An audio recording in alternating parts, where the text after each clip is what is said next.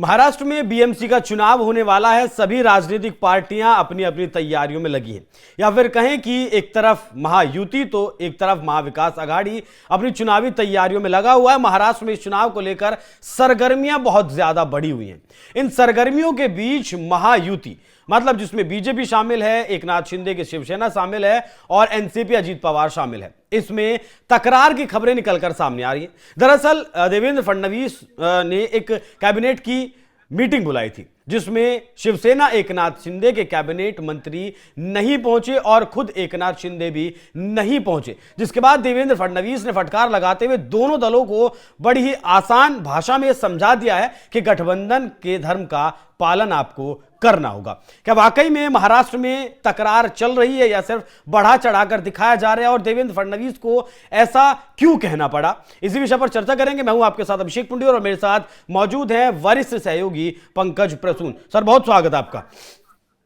ये जो महाराष्ट्र से खबरें आ रही है बीएमसी चुनाव से पहले, इसके पीछे की वजह क्या है? असल में कुछ है भी या फिर जो है सिर्फ हाइप क्रिएट किया जा रहा है चुनाव के दौरान? नहीं, मैं एक सुधार कर देता हूं। ये जो कैबिनेट की बैठक थी ना, उसमें शिंदे गुट के मिनिस्टर नहीं आए थे, जबकि एकनाथ शिंदे मौजूद थे उस बैठक। अच्छा, ठीक है। हाँ, एकनाथ शिंदे स्वयं मौजूद थे और शिंदे गुट के कुछ मिनिस्टर्स नहीं आए थे। सबने बैकआउट नहीं किया था, कुछ की मैं बात कर रहा हूं। और फिर मीडिया में यह कयास चलने लगा कि डोंबिवली एक जगह है वहां पे, तो डोंबिवली में शिंदे गुट के मंत्री या विधायकों का आरोप है कि बीजेपी उनके कार्यकर्ताओं की पोचिंग कर रही है, मतलब उनके कार्यकर्ताओं से संपर्क साध रही है कि आके हमारे लिए काम करो, हमारे पार्टी में शामिल हो जाओ। यह शिकायत आई। यह बात भी सच है कि इससे पहले, डोंबिवली से पहले उल्हासनगर में जो चुनाव हुए थे, तो एकनाथ शिंदे के गुट ने बड़े पैमाने पर बीजेपी के कार्यकर्ताओं को अपनी पार्टी में शामिल कराया था। और अब जो कहा जा रहा है ना कि डोंबिवली में बीजेपी उसी का बदला ले रही है, उल्हासनगर का बदला है ये। इस तरह के आरोप लग रहे हैं। हालांकि न तो एकनाथ शिंदे और न ही देवेंद्र फडणवीस में इस बारे में कुछ भी सार्वजनिक रूप से कहा है, उन्होंने ही कहा है।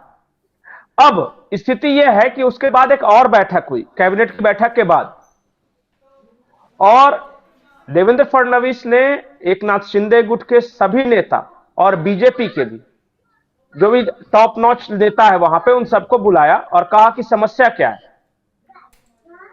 तो जो सूत्रों के हवाले से खबर है, क्योंकि उस बैठक में मैं तो मौजूद नहीं था कि जब देवेंद्र फडणवीस कुछ बोल रहे थे, तो उन्होंने कहा कि देखिए, गठबंधन धर्म का सभी को पालन करना है। अगर एकनाथ शिंदे की पार्टी बीजेपी कार्यकर्ताओं को तोड़कर अपने साथ मिलाएगी तो फिर बीजेपी के पास भी वो रास्ते खुले हुए हैं। तो बेहतर है कि अपने अपने लिमिट में दोनों रहा जाए। और अगर इस तरह की कार्यकर्ताओं की पोचिंग शुरू करेंगे तो बीजेपी तो खैर इसमें उस्ताद है, तो आप टिकिएगा नहीं। इसलिए बेहतर यह है कि आप कायदे में रहिए ताकि आप भी फायदे में रहिए। यह कहा गया है, यह मीडिया में वहां चर्चा है।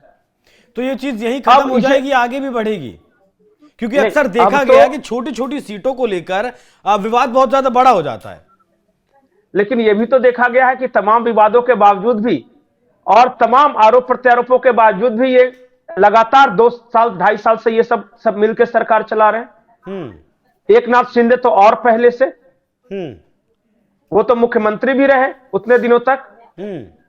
तो तमाम किंतु परंतु के बावजूद जहां एक से ज्यादा पार्टियां होंगी वहां इस तरह की खबरें आती रहेंगी। ठीक है, लेकिन moral of the story is कि सरकार चल रही है और अच्छे से चल रही है और किस तरह का कोई खतरा नहीं। मैं वहीं आपसे एक चीज समझना चाह रहा था कि जो बहुमत का आंकड़ा है महाराष्ट्र में वो 145 का है। बीजेपी के पास अकेले 132 सीटें हैं, 57 सीटें शिंदे के पास है और अजीत पवार के पास आपका 41 सीटें हैं। तो ऐसे में देखिए, बीजेपी के लिए मजबूरी तो नहीं है दोनों गठबंधन, उसके बावजूद भी अगर इन गठबंधनों की तरफ से ऐसा पोचिंग की जाती है, जैसा आपने बताया कि मनासनगर में शुरुआत शिवसेना की तरफ से की गई, उल्हासनगर से की गई, तो क्या जरूरत मुझे नहीं लगती कि ऐसा, जब सब कुछ ठीक चल रहा है, ऐसी छोटी छोटी हरकतें करने की? नहीं, जरूरत है या नहीं है, जो भी राजनीतिक पार्टी होती है ना, वो अपने विस्तार के लिए हमेशा से प्रयासरत रहती है। और एक तो कसक जो शिवसेना के नेता उनको है ना कि पिछली बार मुख्यमंत्री थे, इस बार उप मुख्यमंत्री हैं एकनाथ शिंदे। बिल्कुल। तो वो क्यों ना प्रयास करे मुख्यमंत्री बनने के लिए। लेकिन राजनीति एक चीज और सच्चाई है, और ये कड़वी सच्चाई है कि राजनीति नंबर गेम है। जिसके पास ज्यादा सीट उसका मुख्यमंत्री रहता है। ये तो सच्चाई है ना।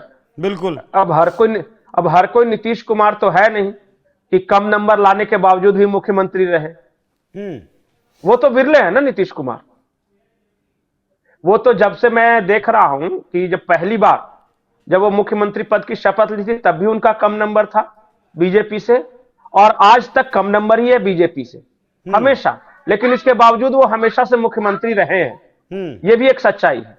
मैं अभिषेक ये कह रहा हूं कि अगर किसी तरह का कोई विवाद ही ना हो, हर एक समान सब कुछ हो, तो फिर अलग अलग पार्टी क्यों होते। अलग अलग पार्टी होने का मतलब ही है कि कुछ ना कुछ तो अंतर है दोनों में। तो ठीक है, ये चलता रहेगा। लेकिन मैं एक बात और आपको कह दूं कि विपक्ष में हर पार्टी ने यह घोषणा कर दी है कि वो अकेले लड़ेंगे। जैसे कांग्रेस ने घोषणा कर दी है कि बीएमसी अकेले लड़ेंगे, उद्धव ठाकरे ने घोषणा कर दी है कि बीएमसी अकेले लड़ेंगे, और यह सच्चाई है कि महायुति के सारे दल एक साथ मिलकर लड़ेंगे। और इसके बीच में अगर आपको खबरें निकाल दी हैं इस तरह की कि कैबिनेट में 3 मंत्री नहीं आए, तो सामने वाले ने फोन नहीं उठाया, तो किसी ने छुट्टी काट दिया, तो ये सब खबरें आप ठीक है, दिल बहलाने को गाली में ख्याल अच्छा है। नहीं, फिर वोट चोरी का मामला उठेगा जब तीनों दल साथ लड़ रहे हैं तो जाहिर तौर पे बड़ी फोर्स है ये। हाँ। और आप बिखरे हुए हैं, आप अलग अलग लड़ रहे हैं। हाँ। जाहिर तौर पे। अच्छा बताइए कि जिस नगर परिषद के चुनाव के लिए 40 स्टार प्रचारकों की सूची अभी से ही जारी कर रखी है भाजपा ने, और वहां कैंपेनिंग शुरू हो गया, और आपका पता ही नहीं है कि हो भी रहा है कि नहीं। मतलब आप ये कहना चाह रहे हैं कि फडणवीस एक सूत्र में सबको लेकर आगे चल रहे हैं, इस बात पर मोहर लगा दी।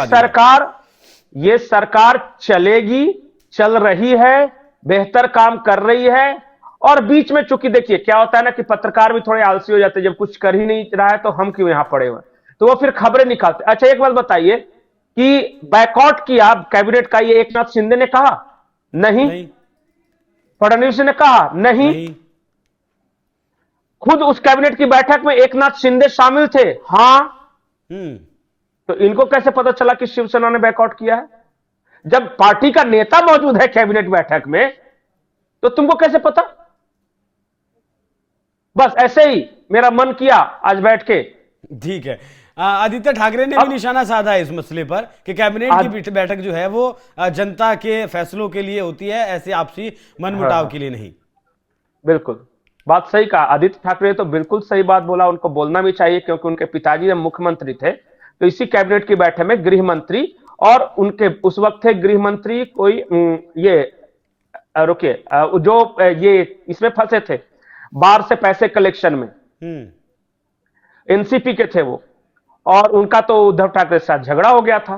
तो उस वक्त समझ में नहीं आया कि पप्पा ये जनता की भलाई के लिए है, वसूली के लिए झगड़ा करने का नहीं है जगह, ये बोलना चाहिए था। तो सारा ज्ञान सिर्फ दूसरों के लिए है, अपने में खुद में 56 छेद है, और दूसरे को गिन रहे हैं कि देखिए 3 छेद सामने वाले में। ठीक है सर, यही। अरे यार, ये आदित्य ठाकरे पहले ये बात बोलिए कि भैया चुनाव की घोषणा होने वाली है, तैयारी वाली है कि नहीं? तो नहीं, वो सब नहीं करना है, बस बोल रहा है कि हमको तो अंत में देखिए हारना हमें है ही, और इल्जाम लगाना है कि वोट चोरी हो गई, तो फिर काहे का टेंशन लेना। ठीक है सर, बहुत धन्यवाद आपका इस खबर को विस्तार देने के लिए और जो इसके पीछे की सच्चाई थी उसे बताने के लिए। बाकी विपक्ष जिसका तरीके से महाराष्ट्र में एक तरीके से लगभग निष्क्रिय है, अलग अलग एक बार फिर से हो चुका है अलग अलग चुनाव लड़ने की बात विपक्ष मतलब महाविकास आघाड़ी कह रहा है, दूसरी तरफ महायुति एकजुट होकर चुनाव लड़ रहा है। तो ऐसे में चुनाव के जो नतीजे हैं उसके बारे में महाविकास आघाड़ी के जो राजनीतिक दल हैं वो बेहतर तरीके से जानती हैं, इसीलिए इस तरीके की खबरें प्लांट की जा रही हैं। बाकी गठबंधन में सब कुछ सही है और जैसा पंकज सर ने कहा कि सरकार चल रही थी, चल रही है और चलती रहेगी। बाकी जिस तरीके से देवेंद्र फडणवीस गठबंधन के जो साथी हैं उन्हें एक सूत्र में पिरोकर आगे बढ़ रहे हैं, महाराष्ट्र का विकास कर रहे हैं, उस पर आप लोगों की क्या राय कमेंट बॉक्स में जरूर बताइएगा। नमस्कार।